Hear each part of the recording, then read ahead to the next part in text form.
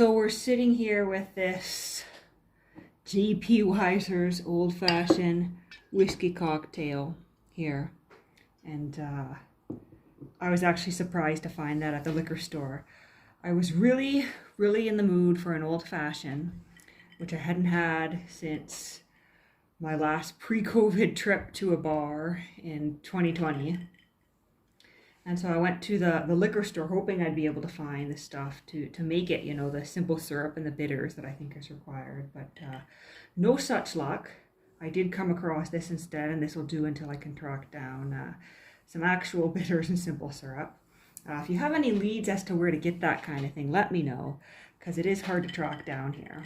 But the point of sitting down with this old-fashioned is to show you some of the goodies that I picked up at the gift shop at Canada's National Art Gallery today. My friend and I both decided to take the day off work since we're headed into the Labor Day long weekend. And we went to see the Rembrandt exhibit that is currently on display at the National Art Gallery here in Ottawa. And I quite enjoyed it. To me, first of all, I didn't know much about Rembrandt, but to me, Rembrandt was these kind of boring, dull, faded landscapes. And he was portraits of people in black attire with white collars, and that was all I knew about Rembrandt. And I was perfectly happy to go, just to get out and to get to the gallery for the first time since 2019. That was the last time I was there. But I was pleasantly surprised by the Rembrandt exhibit, especially how they displayed it. They placed it really within his historical context, within the Dutch colonial context, within some of the things that were going on in terms of the international slave trade, in terms of Dutch colonialism in North America. And the text throughout the exhibit mentioned that even though Rembrandt wasn't directly involved with colonialism in North America, with the slave trade, his manner of living definitely caused him to profit from some of these things that were happening at the time. And so they acknowledge him within his historical context while showing us the pictures. And also it was very interesting because it wasn't just Rembrandt in the exhibit. We were also seeing the paintings of his contemporaries, and in some cases side by side where they dealt with similar subject matter. And I think the thing about Rembrandt is, although he's very good, there were many contemporaries of his who were also very good. And sometimes when you're looking at his paintings side by side with some of the other artists in the exhibit, some of his other contemporaries in Amsterdam, you really have to look at the label to figure out whether it's Rembrandt or not. And obviously I'm not an art expert, but to me, many of these paintings were just as good.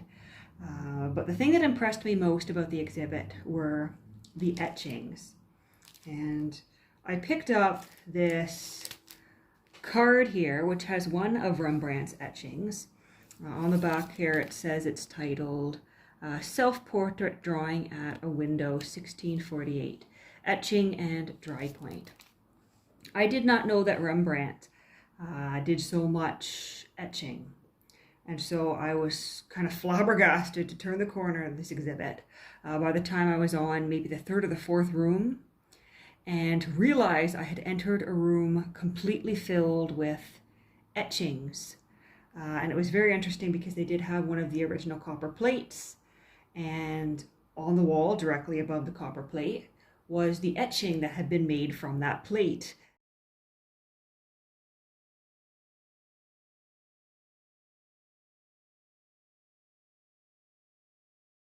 And I was fascinated. I spent the most time in that room looking at the etchings. And a lot of it, there were portraits, but a lot of the etchings were biblical in nature, especially given the focus on religion at the time.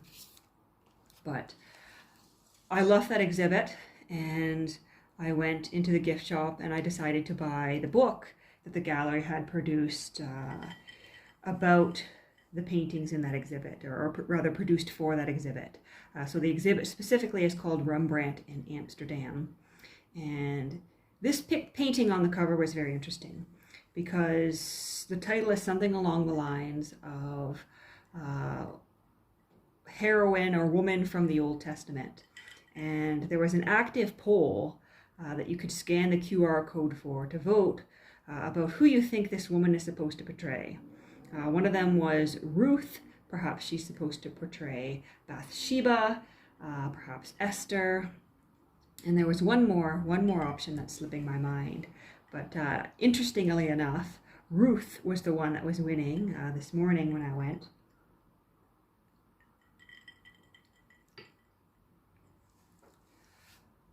But let's open this up. I won't show you too much of the book because I don't think I should be showing off all the paintings here as they belong to different collections. But it's really a beautiful book, and it's actually printed in Italy, which impressed me because I was flipping through it after purchasing it. When I purchased it, it was wrapped in plastic.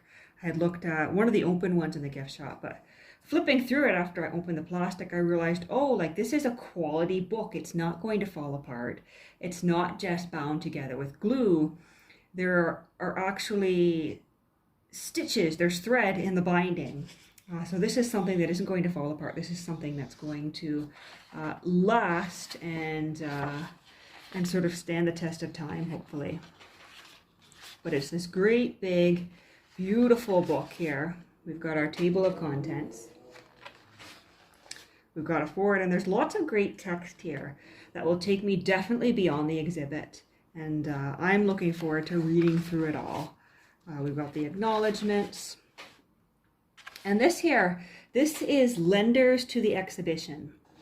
So I was actually surprised at how many of the works actually belong to collections from within Canada. I had sort of assumed that most of these paintings would be coming, from the Netherlands, perhaps from France, from Germany, United Kingdom, and maybe even from the United States, the countries that you think of when you think of world-class art collections. And certainly being a European artist, you would expect most of his works to still be within European collections. But I was actually surprised that many, if not a majority, of the etchings are actually from Canadian collections. Many of them were purchased by the National Gallery in the 1920s. Some were purchased in the 1980s, and some were coming from private collections from collectors living in Montreal. And so that was very interesting to me. But here we have this collection came from Austria, Canada, Denmark, France, Germany, Hungary, the Netherlands, Russia, Spain, Sweden, United Kingdom, United States. So it really was a varied collection in terms of where they were able to source these works from. And my friend really liked this one. She said afterwards, before we were flipping through this book, she said, oh, I like the one where the guys were dressed sort of like the Three Musketeers. And as I opened this book, I'm like, was it this one you meant? So creativity and competition, becoming Rembrandt. And I had started to read this little bit here. And the author, Stephanie S. Dickey, very much seems to be of the opinion that, well, my impression too, that Rembrandt perhaps wasn't unique from his contemporaries, but he is the artist who has stood the test of time. He is the artist whose name we know. And in part, it was from his own self-marketing that he became that way, as well as a catalog of his works that was published in the 1700s that, I guess, talked about price points, and the existence of this catalog apparently led to lots of controversies and court cases and whatnot of people just trying to attribute paintings to him, trying to figure out how much their paintings were worth, and just general interest in Rembrandt and in his works, and particularly in the price of his works. So there's all sorts of great pictures throughout here, but I'm going to try to find the bit that has some of the etchings here. I was somewhat somewhat disappointed that there wasn't a book in the gift shop that I could purchase that was just his etchings, because the etchings was the most interesting part to me. And I was hoping there would be a book of his complete etchings if possible, or at least as many etchings as could be put together in one volume. And technically there was, but the book, they had 2 copies of it, the book probably weighed about 40 pounds and it was $275. And so I was certainly not purchasing that. Even if I had wanted to pay $275 for the book today, I would have had to take a taxi home because there was no way I was carrying that thing any distance. And when I got it back to my apartment, I'm not sure where I'd put it. It would take up an entire layer of a shelf and I'd have to lay it on its side. So perhaps not the best idea for my collection at this point. But that was very interesting, at least to flip through in the gift shop. And I'm just impressed with the quality and the color of these reproductions here. Oh, and there we have again that picture from the front of the book. And I was also interested too to find that there are several Rembrandt paintings, such as this one that I bought the card for, that include people with books. And of course, as book lovers, we're often drawn to paintings where people have books. Yep. This one's Rembrandt. This one's not. Kind of hard to tell the difference. This one is also not Rembrandt, one of his contemporaries. But this one, when I turned the corner, I think that was one of the first landscapes I saw. And I was thinking, oh, that's actually better than I thought for a Rembrandt landscape. But then I realized not Rembrandt at all. Philip Koenig, also a landscape painter. And that one is in the collection at the Los Angeles County Museum of Art. But as I said, kind of hard to tell the difference stylistically between what is and isn't Rembrandt here. Although, to me, this one seems much more alive. And in the museum, I definitely had the sense that I was standing in front of a real storm rolling in. It felt that way to me. It pulled at that emotion. Whereas the true Rembrandt landscapes, I guess to me, seemed a little bit dead. There was no life in them in the same way that there seems to be life in his portraits. And here we are. I think we've got one of his sketches here.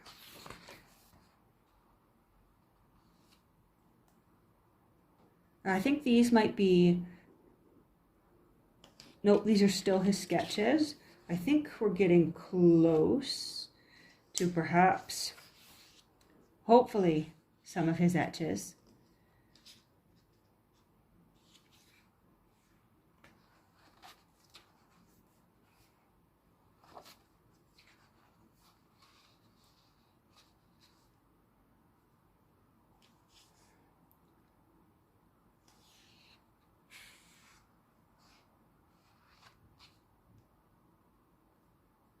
Yeah.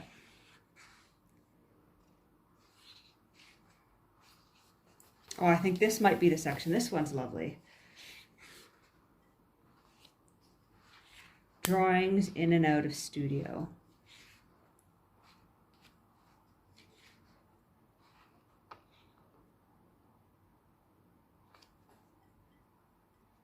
Yep, here's an etching here. Etching on laid paper. Nude man seated and another standing. 1644 to 48, etching on laid paper. And that one is in the Amsterdam Museum, I think. Yeah, Rijksmuseum Amsterdam. That one's pen and ink. Yeah, there are a few etchings here, but certainly not as many as I would have liked. And I don't have a very discerning eye, unfortunately, when it comes to this sort of thing. And so it's certainly easy when you see them up close to tell which ones are the etchings and which ones are the sketches. But in the reproductions, not so much. And I did, we were allowed to take photographs in the exhibit. So I did take some pictures on my phone of some of the etches. but I probably won't show them here because it was rather dim, and so they didn't come out as well as I would have liked. But I took the pictures noticing that these were something unique. These were things that have probably been sitting in an archive at the National Gallery for decades, only to be pulled up now to be exhibited. And there's a good chance I'm not going to be able to find reproductions of them to enjoy from home. Although this one did come out quite well, this picture of this man reading.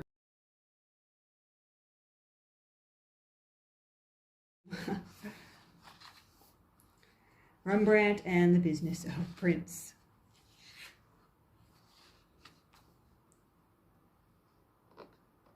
And there was one particular, I think it was an etching by another artist. And the description said that Rembrandt had really loved it to the point where he traded one of his own prints to get this etching into his collection.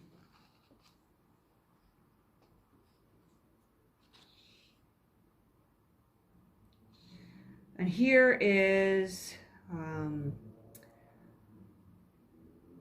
the same, this is not an etching this time, this is dry point. Here's the same dry point on two different types of paper. It looks the same, but also comes across very different here. This one's an engraving. Well, a lot of them in the exhibit were etchings. There also were a few dry points and engravings mixed throughout, and quite helpfully, there was a plaque next to the copper plate, which was an etching, that explained the difference between etching and engraving and dry point. And it was actually very useful for me just as a refresher. I knew the difference between etching and engraving, but dry point, that was something that was a slightly unfamiliar term to me.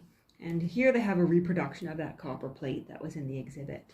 And it's actually easier to see here because in the exhibit it was in a glass case, and unfortunately the glass case had a bit of a glare, and it was a pretty small plate to begin with.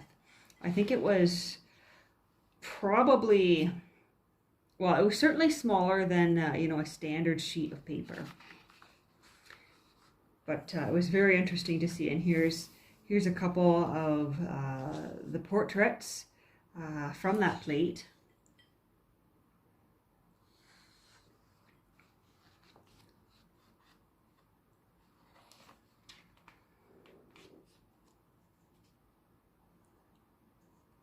Etching with touches of dry point on Asian paper and also on laid paper. And we're down into the notes of the book. But what I found quite helpful here in the back is a timeline. And let me make sure I can find the correct page here. Can't remember whether it was before or after these notes. Why Rembrandt? Yeah. Yeah, that's sort of the question here. Why Rembrandt and not somebody else?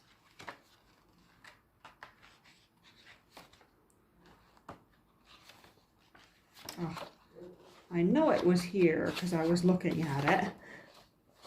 Oh, here we go. It was just a page away. So there's a timeline here of Rembrandt's contemporaries in Amsterdam. And we have them listed on the left there. And what they were doing. We have some of his pupils here. And yeah, it's just a very interesting book, a heavy book. Definitely a coffee table book in the true sense. But something I'm looking forward to digging into more into the text of to learn more about Rembrandt. But while I was in the gift shop purchasing this, on their table with all the Rembrandt books was this, The Bookshop of the World, Making and Trading Books in the Dutch Golden Age by Andrew Pettigrew and Arthur de Verden.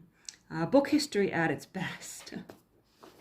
And the back here says, a fascinating history uncovers for the first time a largely overlooked aspect of the Dutch Golden Age, an obsession with books. Andrew Pettigrew and Arthur de Verden show how the Dutch reshaped the 17th century book world and in the process produced and owned more books per capita than any other people in Europe. And I do believe there is a Rembrandt link here, because if I recall, Rembrandt was a bit of an avid book collector as well. Yeah, exactly, making room for books. When in 1656 Rembrandt was forced to declare bankruptcy, a full inventory was made of his remaining possessions. Among the paintings, furniture, and household goods at the house on the Breedstraat were only 22 books. By this time, Rembrandt, one of the greatest artists of the age, had fallen a long way. An earlier sale had cleared out most of his art. What remained was the sad residue of a rampageous and self-indulgent celebrity lifestyle. The fact that Rembrandt possessed only 22 books in Amsterdam, of all places, was a fitting mark to his near destitution. For by this point, the Dutch Republic was a land teeming with books. Its publishers produced some of the most fabulous books of the age. More of its citizens read and owned books than anywhere else in Europe. And so, yes, only 22 books when he declared bankruptcy, but I do believe, from what I've read elsewhere, that he perhaps was a bit of a book collector and would have had many, many more books than that. But yes, that is my lovely trip to the National Gallery today.